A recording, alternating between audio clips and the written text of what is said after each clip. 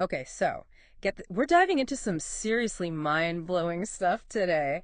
You ready to unlock a whole new level of feeling good? I'm in. We're going deep with a YouTube video by Dr. John DeMartini about emotions and feelings.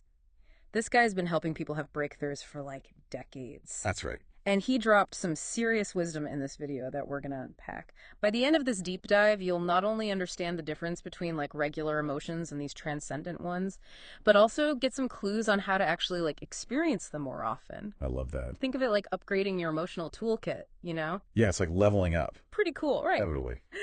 So, DeMartini kicks things off with this idea that there are actually two types of feelings. Two types. Yeah, I thought a feeling was a feeling. Right. But this is where it gets interesting. Exactly. We've got emotional feelings, which are those like polarized feelings, happy, sad, joy, sorrow. Like the roller coaster of emotions we all know so well. And then there are transcendent feelings, which he says are a whole other thing. What's fascinating here is that Dr. DeMartini is suggesting we often get stuck in the pendulum swing of those emotional feelings, always chasing after that next high or trying to avoid the lows. I feel that. But transcendent feelings are different. They're like this higher plane where you experience both sides of the coin at once. So, like, kind of like a synthesis of opposites. Exactly. Okay, so let's dig into that. What are some examples of these, like, polarized emotional feelings? Well, Dr. DeMartini throws out a bunch. Happy, sad, of course. Yeah. But then there's like dislike, Yeah. infatuation and resentment. Oh, he's hitting on something super relatable here, right? Like, we've all felt those swings. Infatuation turning to resentment, chasing that dopamine rush only to crash down. Yeah, and it's not just about those big dramatic feelings either.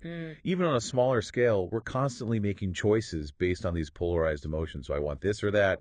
Do I like this person or not? Right, right. And what Dr. DeMartini is suggesting is that this constant back and forth can actually keep our nervous system in a state of stress. Okay, so how does that work? Well, he explains that when we experience positive emotions, ones that align with our values, it activates our parasympathetic nervous system. Which is like our rest and digest mode, right? Exactly. But when we experience negative emotions or our values feel challenged, it triggers our sympathetic nervous system. Fight or flight. Yeah. Yeah. And if we're constantly chasing those highs and avoiding those lows, we're essentially keeping our nervous system in a state of stress, which, as you can imagine, isn't sustainable in the long run. So it's like we're on this constant treadmill of trying to control our emotional state, which ironically just leads to more stress and anxiety. Exactly. It's a bit of a paradox. So then how do we break free from that cycle? How do we get to those transcendent feelings? Well, Dr. DeMartini suggests that it starts with understanding that both the positive and negative aspects of any experience have value. Okay, so it's not about ignoring the negative or pretending that everything is rosy. It's about acknowledging the full spectrum of experience and finding the wisdom in both the light and shadow. Exactly. And when we start to do that, we activate a different part of ourselves. We move beyond that fight or flight response and tap into a deeper level of awareness. Okay, I'm starting to see where this is going. But how does gratitude fit into all of this? That's where the magic happens. Dr. DeMartini describes a kind of gratitude that goes beyond a simple thank you when things go our way. He calls it grace, and it stems from seeing the value in both the positive and negative aspects of a situation. I think I get it. It's like that deep appreciation you feel when you overcome a challenge. Even though it was difficult, you're grateful for the growth and the lessons learned, even if it wasn't always pleasant. Precisely. And this kind of gratitude is a powerful catalyst for accessing those transcendent feelings. It's like a key that unlocks the door to a more balanced, fulfilling way of being. Okay, so gratitude is the key. I'm with you. But what's on the other side of that door? What does it actually feel like to experience these transcendent states? Well, Dr. DeMartini describes it as this profound sense of peace, clarity, and connection. He even talks about these physical sensations, like chills down the spine and tears of gratitude. Wow, chills down the spine. That sounds almost spiritual. It can be very powerful. And what's interesting is that he connects these transcendent feelings to this sense of knowing, not like intellectual knowledge, but a deeper intuitive understanding of ourselves and the world around us. So it's like seeing things as they truly are without all the distortion of our usual emotional filters. Exactly. Well, And that clarity brings with it a sense of peace and acceptance that's so elusive when we're caught up in the whirlwind of our emotions. Makes you wonder how much energy we waste trying to control things that are ultimately outside our control. Maybe this transcendent state is about surrendering to what is and finding peace in that surrender. That's a beautiful way to put it. And you know what else is interesting? How he talks about enthusiasm. Oh, It's not just about being like peppy and excited. right. It's way deeper than that. Definitely. He's like, enthusiasm is entheos, the God within. I love that. It's about tapping into this deeper sense of purpose and alignment.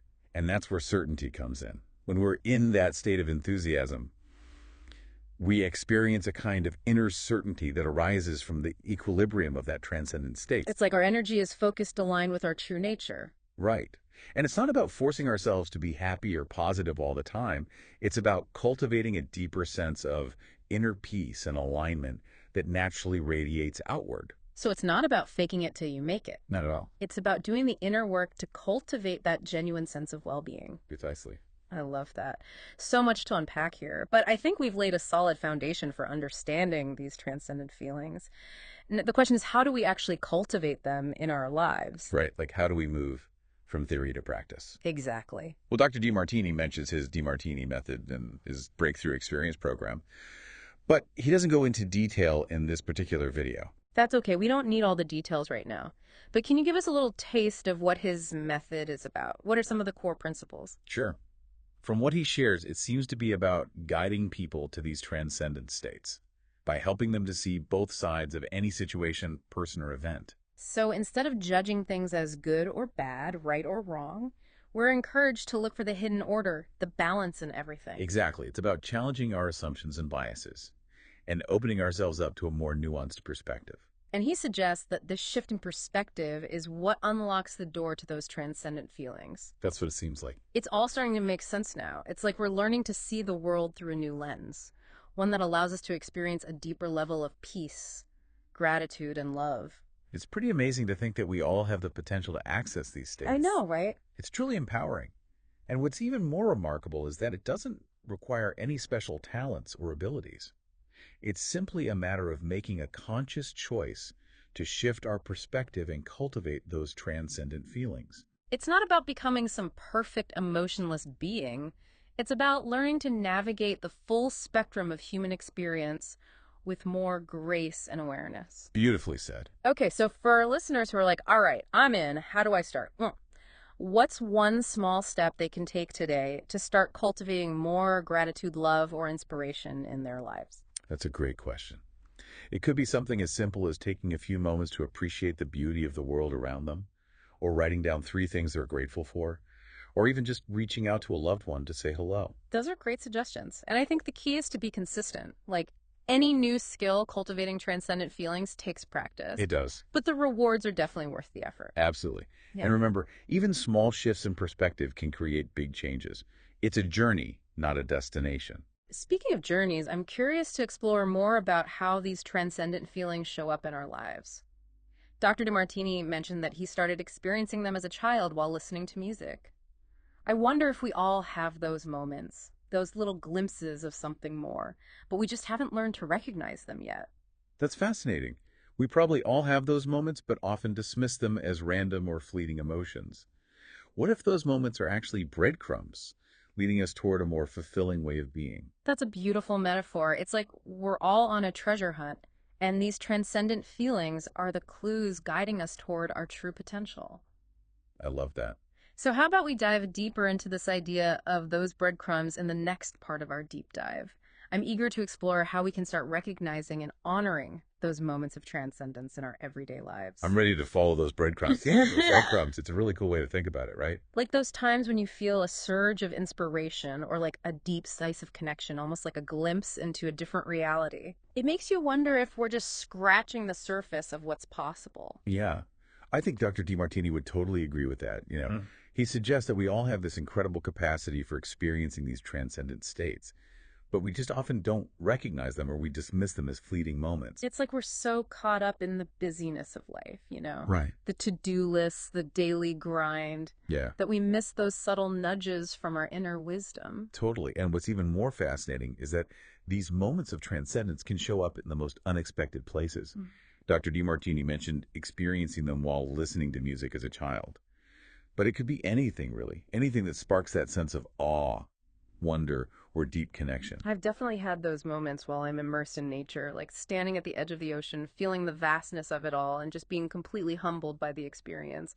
Or gazing up at a star-filled sky and feeling this overwhelming sense of peace and connection to something much greater than myself. Those are beautiful examples. It really highlights how these transcendent feelings often arise when we're fully present in the moment, without the distractions of our thoughts and worries. It's like our minds quiet down and we're able to tap into a deeper level of awareness, a sense of knowing that goes beyond our usual mental chatter. Exactly. And in that space of presence, we're more receptive to those subtle cues, those breadcrumbs that guide us toward our true potential. So it's not necessarily about seeking out these extraordinary experiences. It's more about cultivating a state of presence in our everyday lives so we can recognize those moments of transcendence when they arise. Right. And that brings to mind a concept from Zen Buddhism called beginner's mind. Have you heard of that? I have, yeah. It's about approaching each moment with a sense of openness and curiosity, as if we're experiencing it for the first time. I love that. It's like hitting the reset button on our perceptions and allowing ourselves to be fully present with whatever arises. But how do we actually cultivate that beginner's mind? It's easy to get caught up in our routines and habits. It definitely takes practice, but even small intentional acts can make a big difference. Like taking a few deep breaths before starting your workday, pausing to really savor your morning coffee, or really listening to a loved one without distractions. Those are great reminders. It's about bringing more mindfulness into our daily lives, even in those seemingly mundane moments. Because who knows, maybe that's where we'll find those unexpected breadcrumbs leading us toward a more fulfilling life. I think you're right. And what's so empowering is that this is a journey we can all embark on. We don't need special training or qualifications. We simply need to cultivate a willingness to pay attention, to listen to those whispers of wisdom from our inner selves. And to trust that those whispers are guiding us in the right direction, even if we don't always understand where we're going. It reminds me of that quote by Rumi. Let yourself be silently drawn by the strange pull of what you really love. It will not lead you astray. That's beautiful. It speaks to the power of following our intuition, those subtle nudges that often lead us toward a more authentic and meaningful life. Okay, so we've talked about how these transcendent feelings can show up in unexpected places, and how cultivating presence can help us recognize them. But let's say we're in one of those moments experiencing that surge of inspiration or connection. What do we do with it? How do we actually integrate it into our lives? That's a great question, and I think it goes back to the idea of being intentional. Just as we can cultivate presence to recognize these moments, we can also cultivate a practice of honoring them. So what does that look like in practice? It might be as simple as taking a few moments to just pause and really soak in the experience, noticing the sensations in your body, the emotions that arise, the thoughts that flow through your mind. So it's not about trying to analyze it or figure it out. It's more about allowing yourself to fully experience it without judgment. Exactly. And it might also involve expressing that experience in some way. Maybe you write in a journal, create a piece of art, or share your experience with a trusted friend.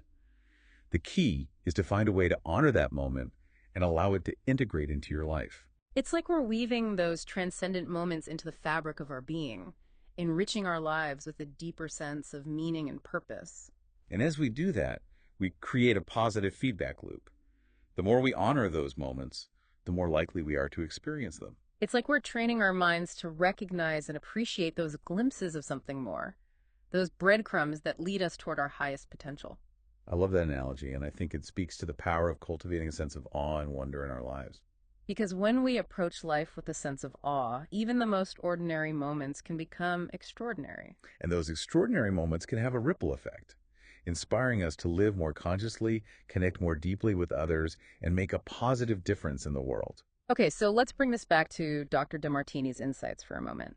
How does his concept of synthesizing emotions tie into this idea of honoring those moments of transcendence? I think there's a beautiful synergy there. When we synthesize emotions, we're essentially acknowledging the full spectrum of human experience. The light and shadow, the joy and sorrow, the challenges and triumphs. Right. And when we embrace that full spectrum, we open ourselves up to a deeper level of awareness and understanding. It's like we're expanding our capacity for experiencing life in all its richness and complexity. Exactly. And in that expanded state, we're more likely to recognize those moments of transcendence, those glimpses of something more that were always there, but perhaps hidden beneath the surface of our usual perceptions. And the more we recognize those moments, the more they become integrated into our lives, shaping our choices, our relationships, and our overall sense of well-being. It's like those moments become guideposts on our journey, pointing us toward a more fulfilling and meaningful way of being. This has been such a rich and insightful conversation so far. I feel like we've just scratched the surface of this fascinating topic. But before we wrap up this part of our deep dive, I'd love to explore a bit more about the practical side of things. We've talked about cultivating presence and honoring those moments of transcendence. But what are some specific tools or techniques that our listeners can use to integrate these ideas into their lives? That's a great question, and there are so many wonderful practices to explore. One that comes to mind is gratitude journaling. Taking just a few minutes each day to write down things you're grateful for can be incredibly powerful. I've heard that gratitude journaling can actually rewire our brains to focus on the positive, which can have a profound impact on our overall well-being. But sometimes it's hard to come up with things to be grateful for, especially when life feels challenging. I hear you, but the beauty of gratitude is that it can be found in the simplest of things. It could be the warmth of the sun on your skin, a kind gesture from a stranger, or even just the fact that you woke up this morning. It's about shifting our perspective from what's lacking to what's already present in our lives. Exactly. And another powerful practice is mindfulness meditation. Even just 5 or 10 minutes a day of sitting in stillness, observing your breath, and noticing the sensations in your body can help you cultivate a deeper sense of presence. I've been trying to incorporate more mindfulness into my life, and I've noticed a significant difference in my ability to manage stress and stay grounded in the present moment. But meditation can be kind of intimidating for beginners. Do you have any tips for people who are just starting out? The key is to be gentle with yourself and not get discouraged if your mind wanders. Meditation isn't about emptying your mind of thoughts. It's about noticing those thoughts without judgment and gently guiding your attention back to your breath or whatever anchor you're using. That's helpful advice. It reminds me of another practice that's been really beneficial for me, spending time in nature. There's something about being surrounded by the beauty and tranquility of the natural world that helps me feel more grounded and connected. Oh, I totally agree. Nature has an incredible capacity to soothe our souls and awaken a sense of awe and wonder. Whether it's a walk in the park, a hike in the mountains, or simply sitting under a tree, immersing ourselves in nature can be a powerful way to cultivate those transcendent feelings. I love that we're talking about these practical tools because it makes this whole concept of transcendence feel more accessible.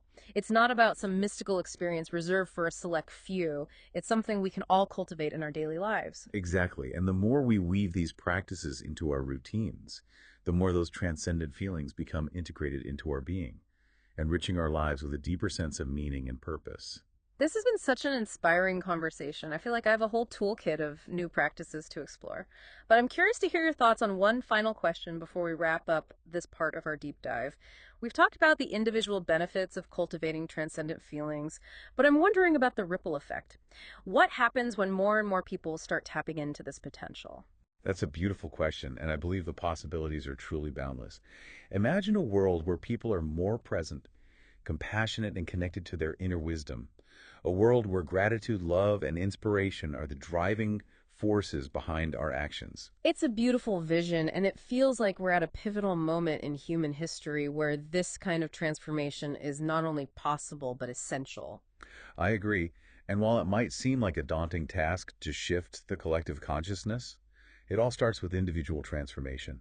Each one of us who embarks on this journey of cultivating transcendent feelings is contributing to a larger wave of positive change. It's like we're each a drop in the ocean, but together we create a powerful force that can transform the world. And that's a truly inspiring thought to end on. Yeah, that image of a collective wave of positive change. It's really powerful. It makes this whole exploration of transcendent feelings feel even more significant. It's like we're not just doing this for ourselves, but for something much larger. Absolutely. And, it's interesting how this ties back to Dr. DeMartini's emphasis on seeing both sides of the coin. What if embracing those transcendent feelings actually helps us navigate the complexities of the world with more wisdom and compassion? I see what you mean. Instead of getting stuck in those polarized viewpoints and judgments, we're able to hold space for multiple perspectives, even ones that challenge our own beliefs. Exactly. And from that space of understanding, we can start to bridge divides, build connections, and create solutions that benefit everyone involved. It's like those transcendent feelings become a catalyst for positive social change. That's such a hopeful perspective, but let's be real for a second. The world can feel pretty overwhelming right now with so much division and conflict. How do we stay grounded in those transcendent feelings when we're constantly bombarded with negativity and uncertainty? It's definitely a challenge, and there's no easy answer, but I think it goes back to those practices we discussed earlier. Cultivating presence, gratitude, and connection. Those become our anchors, Yeah. helping us stay grounded amidst the storms. So it's not about ignoring the challenges or pretending everything is perfect. It's about finding ways to stay connected to our inner light, even when surrounded by darkness. Exactly. And one of the most powerful ways to do that is through acts of kindness and compassion.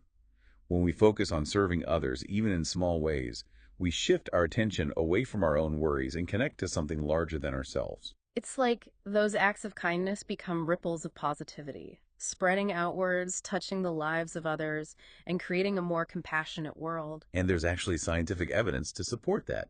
Studies have shown that acts of kindness not only benefit the recipient, but also the giver, boosting their mood, reducing stress, and even improving physical health. Wow, so it's a win-win. And it makes me think about the power of community. When we come together with a shared intention to create a more loving and compassionate world, it's like our individual efforts are amplified. Absolutely. Yeah. We can support each other, inspire each other, and hold each other accountable.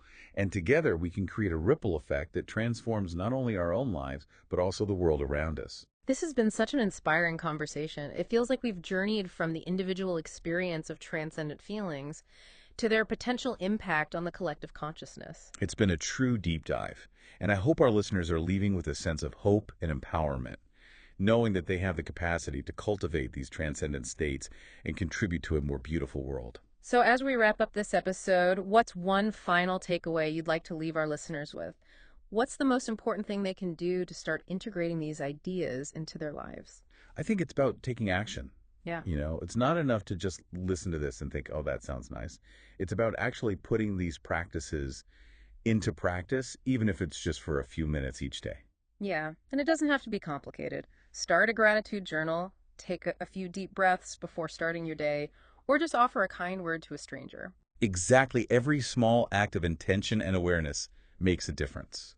And as we cultivate these practices, we'll not only experience those transcendent feelings more often, but also contribute to a world where love, compassion, and connection are the guiding forces. What a beautiful vision to hold in our hearts. Thanks for joining us on this incredible journey, everyone. We hope you'll continue to explore these ideas and discover the transformative power of transcendent feelings in your own lives.